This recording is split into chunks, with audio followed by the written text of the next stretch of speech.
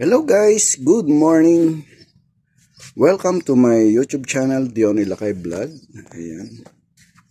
Ngayong araw dahil po Eid ngayon po dito, holiday sa amin. Tayo po magbibigay ng hadiah sa ating mga kaibigan na nagtatrabaho sa tindahan. Pipitasin ko po ang mga hinog na mga kamatis. Ipamimigay ko sa kanila para kasi ngayon hatawan ang pagluluto nila. Yung po guys, ang lalaki ng aking kamatis. Ayan po, diba?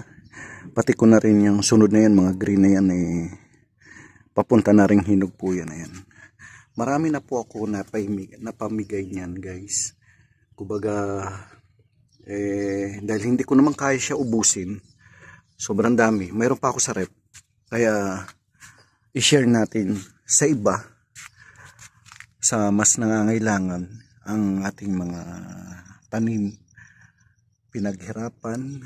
Ayan, para matikman naman po nila ang aking bunga ng kasipagan. Ayan guys, tapos dahil ito na lang ang natira sa aking sibuyas, ibibigay ko na rin sa kanila.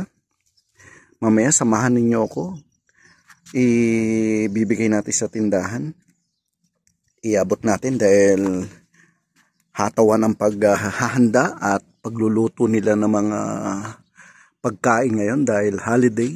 Eid Mubarak sa mga kapatid natin na mga Muslim. Ayan, sinaway kapayapaan sa lahat at kaunlaran at pagpapala ng puong may kapal. Ayan guys, tara, pipitasin na natin sila muna bago natin idalhin sa tindahan. Ayan po, nakapitas na po ako ng kamatis. Ito siguro guys nasa mga 2 kilos na rin ito, mga mahigit. Kaya ako po pinitas na rin ito mga green na to kasi kinabukasan na to or kinabukasan ng hapon, dilaw na rin po to at magiging mahinog na rin. Kaya kinuha ko na para hindi agad mahinog, para may panggamit pa sila sa sunod na araw. Tingnan nyo guys ang mga kamatis ko. Unang bunga malalaki pa. Malalaki halos. Malalaki ho siya. Oh. Di ba po? Malalaki. Yan ang kinaganda ng kamatis kapag uunang bunga. Saka magtataka kayo bakit siguro kung may mga sira na ganito, hindi tulad ng mga nabibili sa store na may mga makikinis ang balat at malilinis. Alam nyo po guys, yung ganito mga gulay o prutas na medyo bulok o hindi naman totally nabubulok o nasisira ang balat, ibig sabihin lang po nito, wala siyang chemical, wala siyang insecticide na in-spray, at walang chemical na para pagandahin ng kutis o balat ng isang gulay o isang prutas. Ibig sabihin po, maganda po tong kainin. Opo, kontra do sa mga gulay o prutas na puro mga chemical. Ayan po, natural po yan. Tandaan ninyo, hindi porke yung nabibili natin sa mga grocery, sa mga tindahan na mga gagandang kinis ng balat ng mga kamatis, kumbaga, mas maganda kainin, hindi po. Yun sagana po yun sa chemical. Kaya po yan ay natural. Po yan, organic po ang aking gamit na yan. Kasi ang mga tubig, hindi ko tinatapon. Ayan guys, pitasin naman natin o hukayin naman natin ang ating sibuyas. Napitas na natin ang sibuyas. At isa sa mga mas gusto nila mga ganito ang mga dahon ng sibuyas guys, na kukunin yung may dahon pa kasi. Most itong mga dahon na to ginagawa nilang sa salata or salad, tawag ba? Tama ba ako nung correct me if I'm wrong? Sa mga gulayan nila, sa mga beans. Ayan, sa mga sausawan ng pruta ginagawa nila to. Ayan. Gustong-gusto nila yan guys, ang sibuyas ay may dahon. para lang sa Ilocos. Gusto namin yung nabibili namin sibuyas na moss, yung maliliit eh. Gusto namin may dahon kasi nagugulay ang mga dahon ng sibuyas. Ayan. Tapos yung mga bunga, katamtaman ng laki. Hindi gaano malalaki na asing para yung nabibili sa tindahan. Nagakamao ang laki. Ayan. Ngayon, susunod nito, dahil napitas na natin, ayan, tara hiyatin natin sa tindahan at babatiin natin sila ng Eid Mubarak. Ayan, hadiah ko sa kanila dahil doon ako kumukuha ng tubig. Minsan hinatid nila dito na wala nang bayad sa akin sa site, kaya ako yung laki kong papasalamat sa kanila. Ayan, tara punta na tayo sa tindahan guys. Samahan niyo ako. Tayo'y maglalakad. Ayan, tayo'y papunta na ng tindahan at ibibigay na po natin to aking pinitas. Yan po. Diba? Hindi lang isang beses ko ginawa to guys. Marami ng beses. Kaya lagi ko naman to ginagawa. Hindi ko naman bilang. Kaya kilala. May tawag sa akin dito kapag sila nakikita ako eh. Kasi dahil nga kilala ako sa aking mga tanim. Ayan. Dito, katatapos lang po ang sunstorm at malakas na ulan. Siguro mga 5 oras na nahinto ang ulan dito. Kaya ngayon medyo tuyong na mga lupa. Pero medyo basa pang haho. Nang isang araw umulan din ng yung mga hailstorm na sinasabi na may yelo. Na malaki pa sa Jolen. Ayan dito. Kaya medyo malayo to guys. Kung hindi ako nagkakamali, nasa 500 meters din po. Sadya lang ako'y matulin maglakad dahil ako'y laking baryo, probinsya. Sa amin nga, yung high school dati sa amin, nilalakad lang namin nun. Lalo na kung walang bayad sa jeep, may 3 kilometro nung nag-aaral ako sa aming bayan sa Tagudin. Ayan, malapit na rin tayo, mga 10 minuto pa. Ayun na yung tanaw na yung mga establishmento na maliliit na tindahan. Ayan guys, malapit na tayo sa tindahan. Ito na ating mga kaibigan.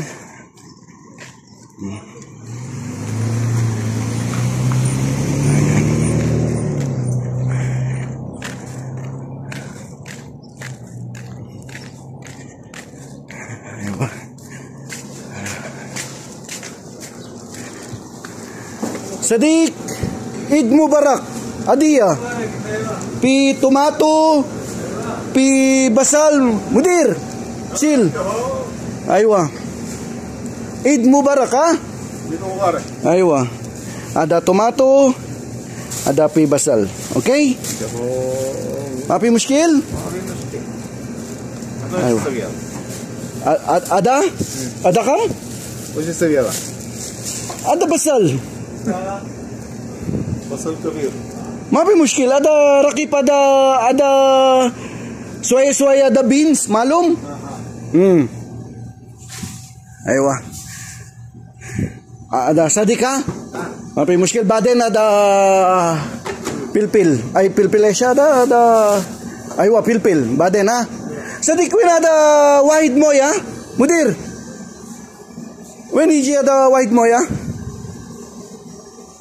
بلال؟ ما ادري اتكلم عليه نفرات ما اوكي ما في مشكله. مويه بعد ما مويه بعدين ما في اوكي ما في مشكله. وين بكره يجي؟ ايوه ما في مشكله. Ayan guys, alam nyo ba tong itlog kamahal na. Dati noon ang 1 real dati noon 3 piraso. Ngayon kabaliktaran. ang 2 real 3 piraso. Pero sa ibang tindahan ang isang itlog nagkakahalaga ng 50 halala. Pero syempre dahil nililista, ayan, mga ganyan. Ayan ang mga tindahan dito. Paubos na. Mapi, sadik ada jadid? La?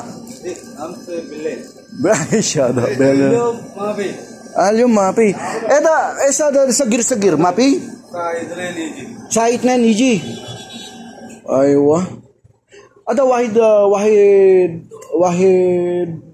moya weniji. Bukra. Okay ha, ana baden tasilita ha. Okay? Binigyan ako ni Moder ng merenda. Ayan. Pang aywa. Dahil binigyan ko siya ng kamatis sa ano, ayan. Alam nyo kung magkano na to soft drinks na rin na to? Ito'y nagkakahalaga ng 3 real at kalahati. Ayan, mahal na po ang mga soft drinks dito. Dati, alam ko lang to 50 halala nung unang Saudi ko. 50 halala hanggang naging 1 real. Ngayon talaga, lahat na nagtaasan. Ayan. Teka, at tayo uuwi na. At least natin na natin. Ayan. Ang ating mission accomplished. Eto guys, nakikita nyo to? Ayan. Ako kasi kapag kumain, hindi nawawala ang panghimagas ko na saging. Ayan. Hilig ko po kasi talaga na may saging pagkatapos kumain. Tingnan nyo to saging na to kung saan galing. Ayan o, Pilipinas. Ayan guys, Philippines. Estrella Quality Bananas Philippines. Ayan. Yan ang pinagmamalaki nating saging sa Pilipinas. Diba? Nakarating Saudi, no guys. Marami yan. Hindi lang Saudi, America at part of Europe. Ayan. Diba? Kaya tinatangkili ko ang sarili nating produkto. Ang ating sariling atin. Kahit na ako'y nasa ibang bansa. Hindi ako mahilig sa mga imported. Kung may nakita kong prutas dito sa tindahan ng vegetable, priority ko bilhin ang ating produkto, Pilipinas.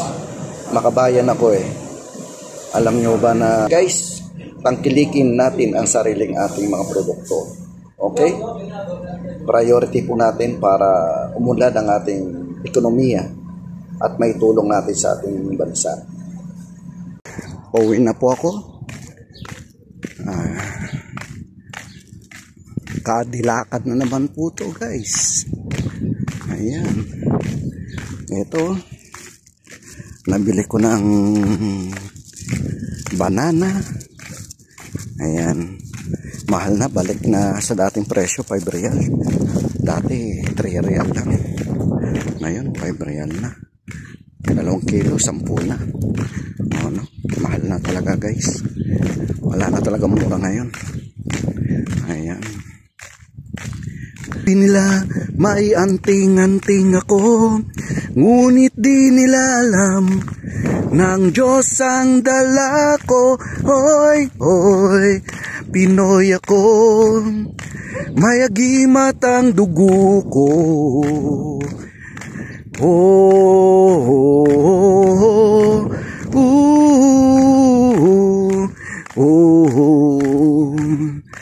ayan.